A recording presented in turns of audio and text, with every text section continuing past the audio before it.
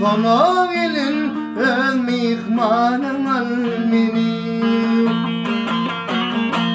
Aynanın cahani böyledim tattım. Sana gelin mihmanım almini.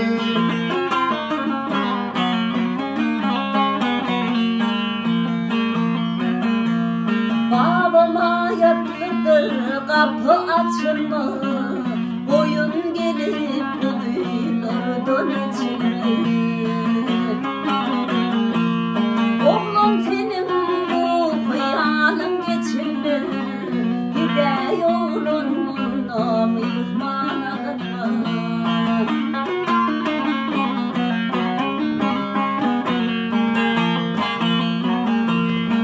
Atım imdilep dur bir sene gelin, köynüğüm kırleptir yolsana gelin. Seypanıp kocağıma gireyde gelin, sana gelin mihmanım almini.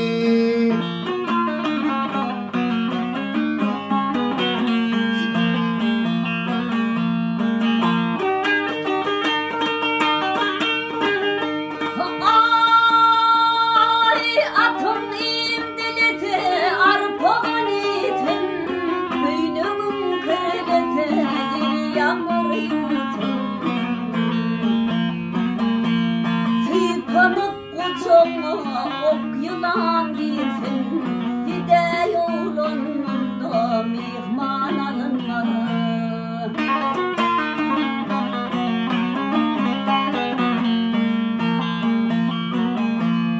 Yedi ağam bağır bilse öldürür, könü düşmanları yenir öldürür.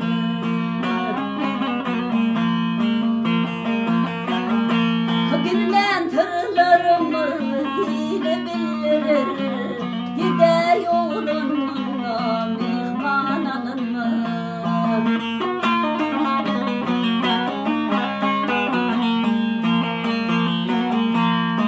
Yedi ağalarım işi hak olsun, könü düşmanlara belalar dilsin.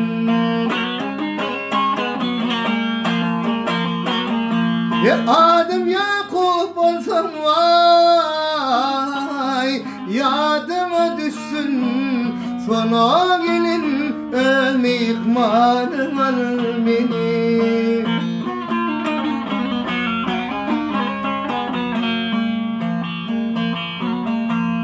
Dilerimi dedim bağının bostan, hiç haber olmadı yarinin bostan.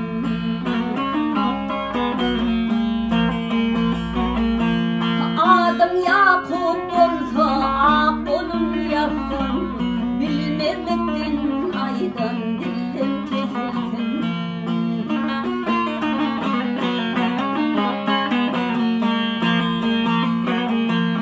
Adım Yakup olsa vay, yadıma düşsün sana gelin mihmanım almini. Gele yolun seni mihman alır.